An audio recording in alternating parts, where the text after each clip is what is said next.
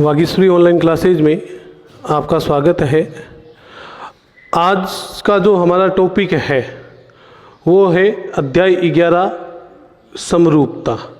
यानी आज हम 10वीं कक्षा के सबसे महत्वपूर्ण टॉपिक समरूपता का अध्ययन करेंगे, जिसमें से बोर्ड की परीक्षा में है 8 नंबर के क्वेश्चन आते हैं। यानी ये जो टॉपिक है वो कितने नंबर का है? 8 नंबर का है। आइए सबसे पहले हम इसको समझने का प्रयास करते हैं। समरूप आकृतियां।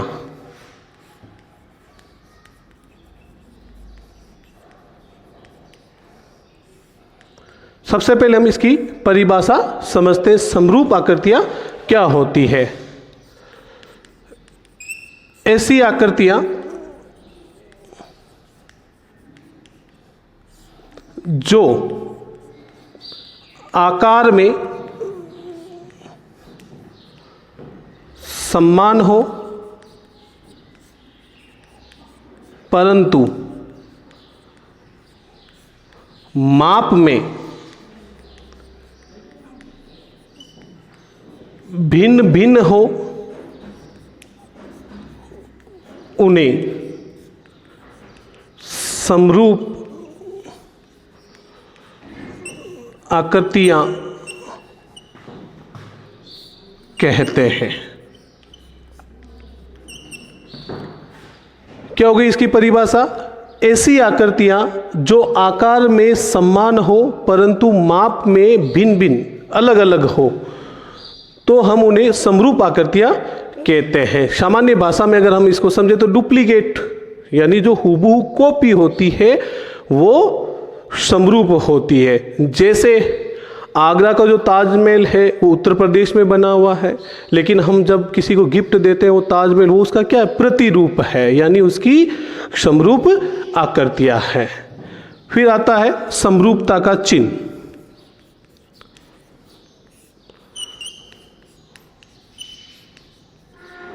तो जो समरूपता का चिन्ह होता है वो इस तरीके का होता है। ये होता है समरूपता का चिन्ह। तो ये तो हो गई हमारी समरूपता के बारे में। अब हमने पिछली कक्षाओं में क्या पढ़ा है उसके बारे में थोड़ा सा अध्ययन करते हैं।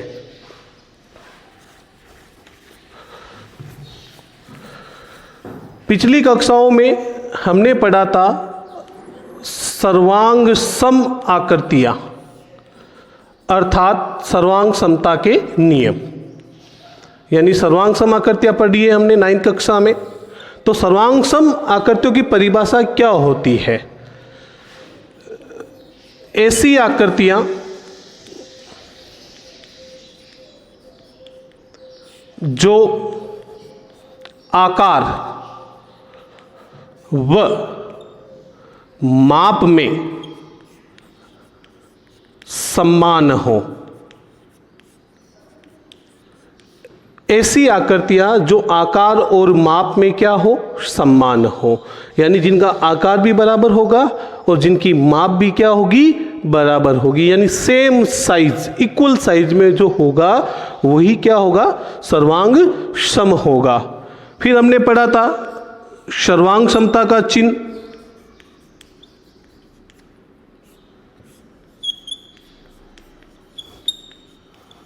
तो जो सर्वांग समता का चिन्ह होता है वो इस तरीके का होता है। ये होता है सर्वांग समता का चिन्ह होता है। अब कुछ नियम क्या है? कुछ नियम ये कहते हैं कि जो आकृतियां सर्वांग सम होती है वो सारी की सारी समरूप होती है। अर्थात जो आकृतियां आकार और माप में बराबर है वो आकृतियां समरूप भी होती है। लेकिन जो समरूप आकृतियां होती है जिनका आकार बराबर है, माप अलग अलग है, अर्थात जो समरूप आकृतियां होती है वो कभी भी सर्वांग सम नहीं होती। यानी वो सर्वांग सम नहीं होती है, इस श्रेणी के अंदर वो आती है। आइए अब चलते हैं प्रमेय नंबर 1 में। पहला प्रमेय क्या है?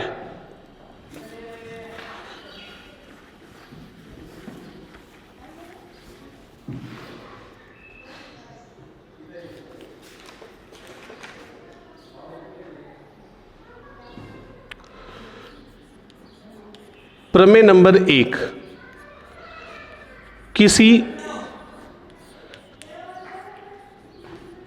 त्रिभुज में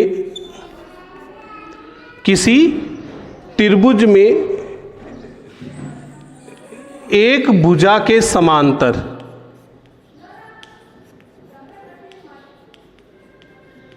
किसी त्रिभुज में एक भुजा के समांतर खींची गई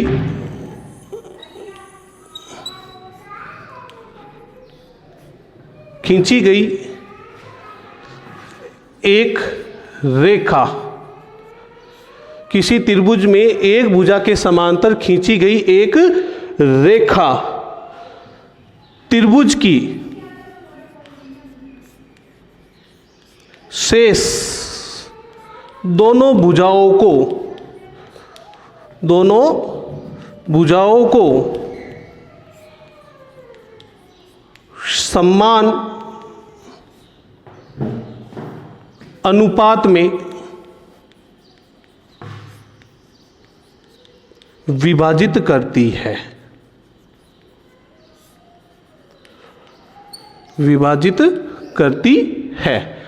तो हमारा पहला प्रमेय क्या है? किसी त्रिभुज में एक भुजा के समांतर खींची गई एक रेखा त्रिभुज की शेष दोनों भुजाओं को समान अनुपात में क्या करती है? विभाजित करती है। तो इसका चित्र बनाते हैं हम। तो सबसे पहले मैंने एक त्रिभुज बनाया, ABC। तो हमारा एक त्रिभुज हो गया प्रश्न के अनुसार एक भुजा के समांतर। तो मैंने एक ये समांतर रेखा खींची, कौन सी? D और E। अब ये रेखा किसके समांतर है? BC के समांतर है। तो D BC के समांतर हो गई। अब जो ये D रेखा है ये इन दोनों भुजाओं को समान अनुपात में विभाजित करती है। ये हमें क्या करना है? सिद्ध करना है। अब हम क्या करते हैं? इस E को B से, D को C से और D से AC पर और E से AB पर हम दो क्या खींच देते हैं? लंब खींच देते हैं। ये तो हो गया हमारा इस प्रमेय का चित्र। तो दिया हुआ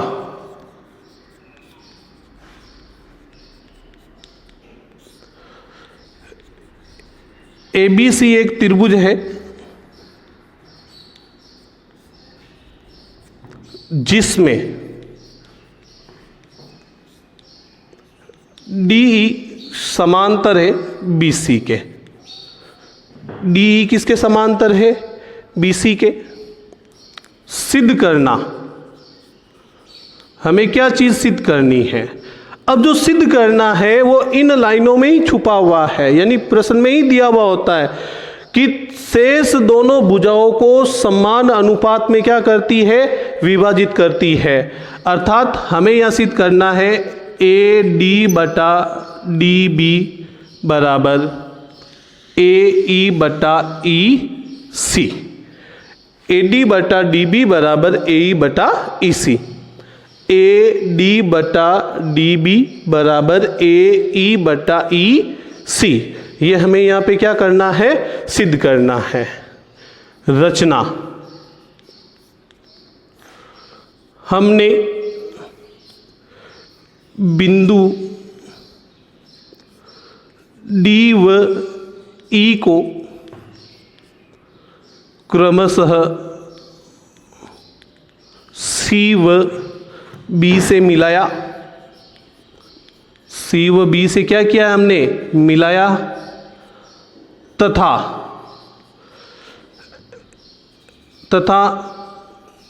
DG लंब है AC व EF लंब है AB पर। यानी हमने क्या किया? AC और AB भुजा पर क्या खींचे? दो लंब खींचे। कौन कौन से? DG और EF। तो ये तो हो गया हमारा मैटर, यानी ये सारी चीजें हमें पहले प्रश्न में लिखनी है। अब हम इसका आंसर ढूंढते हैं कि किस तरीके से हम इसका आंसर क्या करेंगे? ज्ञात करेंगे।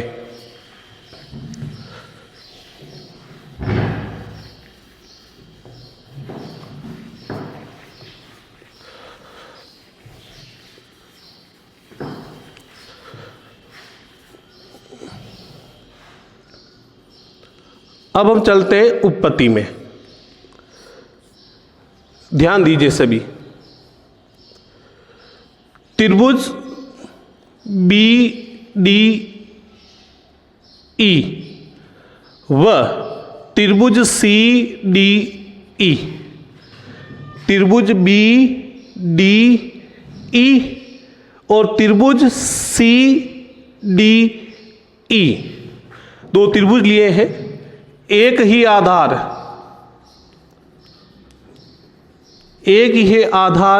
डी ई व समांतर रेखाएं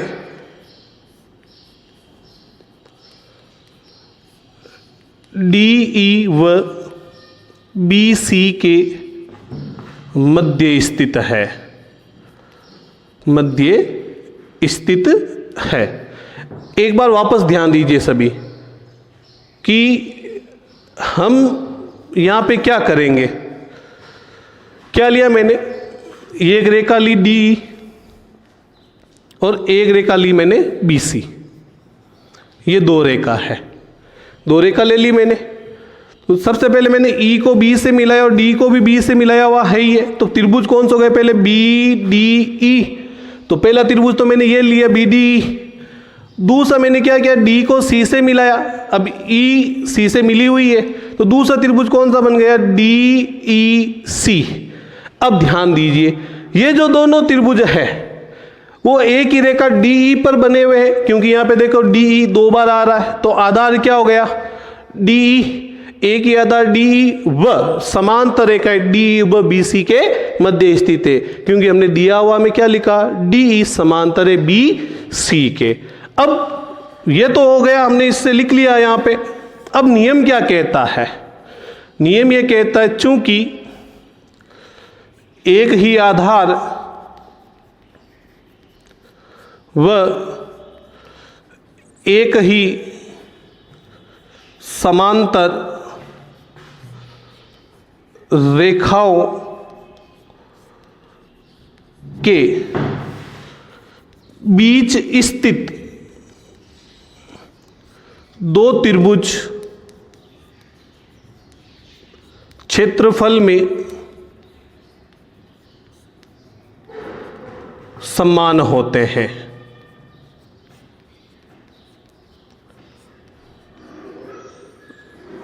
एक ही आधार और एक ही समांतर रेखाओं के बीच स्थित दो त्रिभुज क्षेत्रफल में क्या होते हैं, समान होते हैं। इसलिए A R B D E बराबर है A R C D E के। समीकरण नंबर कौन सा बन गया हमारा, पहला समीकरण यहाँ पे हमें प्राप्त हो चुका है। ए आर का मतलब होता है एरिया ऑफ ट्राइंगल, अर्थात त्रिभुज का क्षेत्रफल। तो त्रिभुज बी डी ई का क्षेत्रफल बराबर है त्रिभुज सी डी ई का क्षेत्रफल, यानी एक ही आधार और एक ही समांतर रेखाओं के बीच स्थित दो त्रिभुज क्षेत्रफल में क्या होते हैं, बराबर होते हैं। ये तो हो गया हमारा समीकरण नंबर 1। आगे चलते हैं हम। क्योंकि त्रिभुज ए डी ई व त्रिभुज बी डी ई के आधार ए डी व बी डी एक ही रेखा ए बी पर स्थित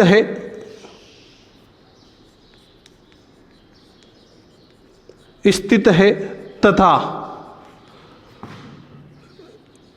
इनकी ऊंचाई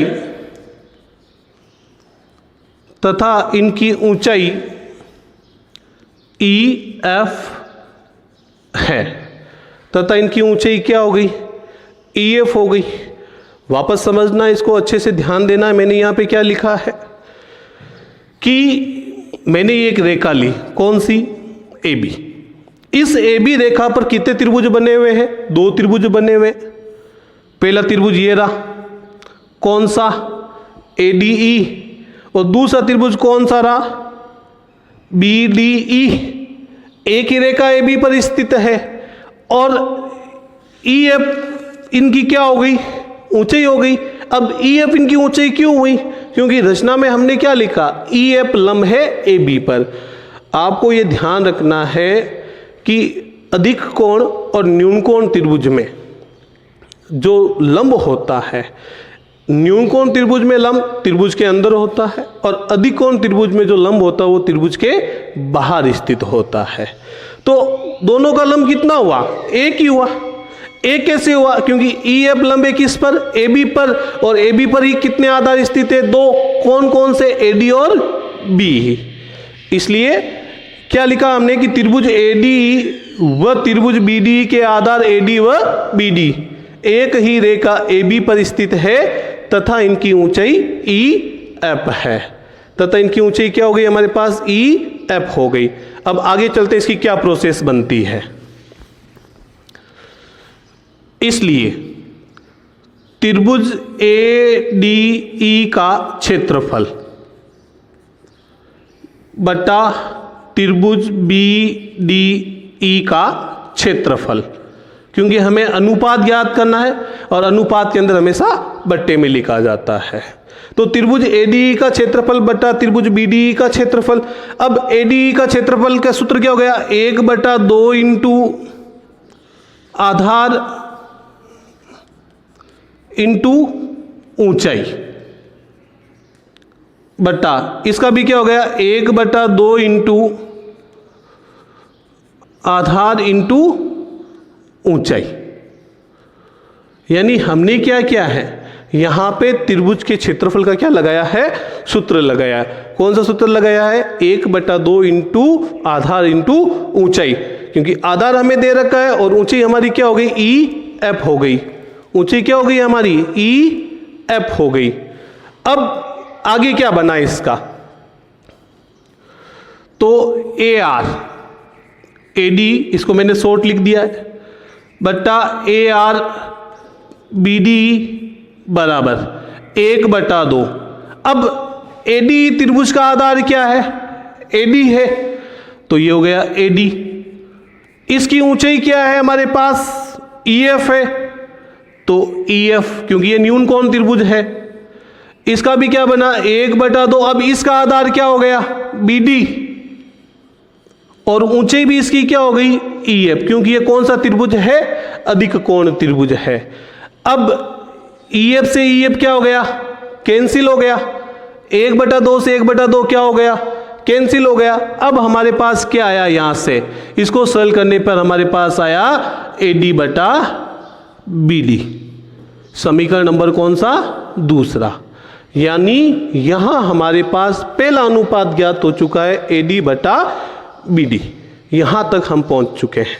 एक बार पुनः ध्यान दीजिए, त्रिभुज एडी व त्रिभुज बीडी के आधार एडी और बीडी एक ही रेखा ए बी पर क्या है? स्थित है तथा इनकी ऊंचाई क्या हो गई? ई एफ हो गई। इसलिए त्रिभुज एडी का क्षेत्रफल बटा त्रिभुज बीडी का क्षेत्रफल, क्योंकि हमें अनुपात संगत भुजाएं समानुपाती होती है, अभी अपन ने लिखा था ना कि अनुपात में क्या होती है? बराबर होती है। तो 1/2 इंटू आधार इंटू ऊंचाई, ये हमने क्या लगा लिया? दोनों के त्रिभुज के क्षेत्रफल का सूत्र। तो 1/2, पहले वाले त्रिभुज का आधार क्या आया? एडी, ऊंचाई क्या थी? E F. दूसरे वाले त्रिभुज का आधार क्या आया? बीडी, ऊंचाई क्या थी? E F. तो ई एफ से ई एफ कैंसिल, और 1/2 से 1/2 क्या हो गया? कैंसिल हो गया। तो हमारे पास क्या आया? एडी बटा बीडी, अर्थात ए आर ए डी बटा ए आर बी डी बराबर है ए डी बटा बी डी।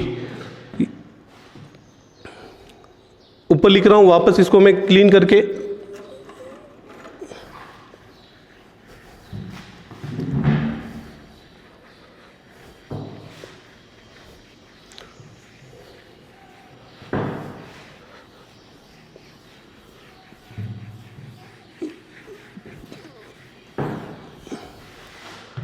अब आगे देखिए, चूंकि त्रिभुज ए ई डी व त्रिभुज सी ई डी के आधार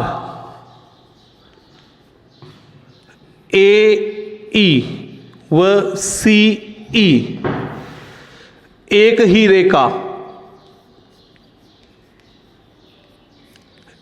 एसी पर स्थित है तथा इनकी ऊंचाई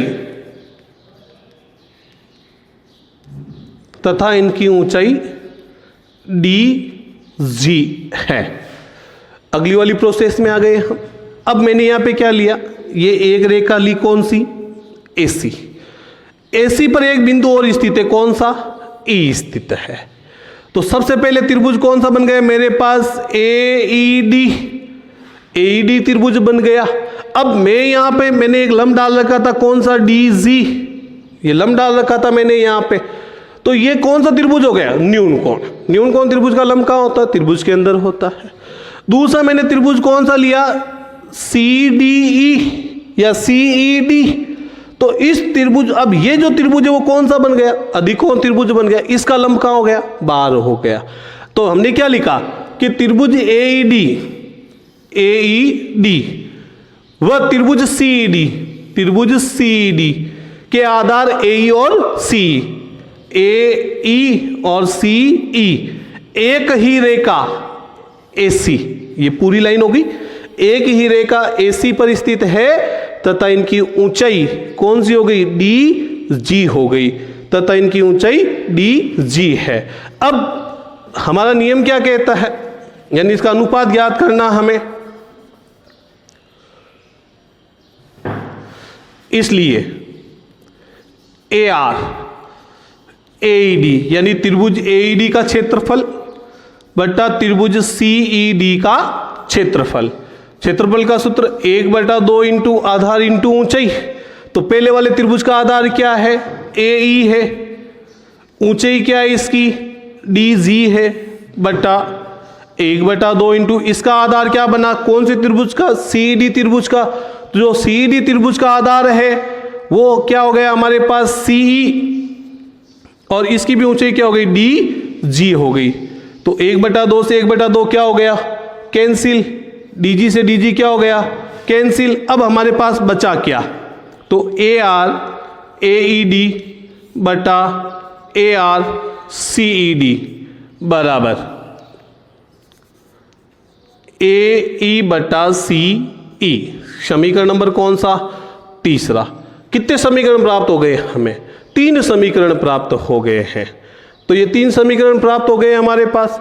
इसलिए समीकरण 1, 2 व 3 से, समीकरण किससे, 1, 2 व 3 से। पहला समीकरण क्या था, AR BED बराबर है AR CED के, पहला समीकरण तो ये था।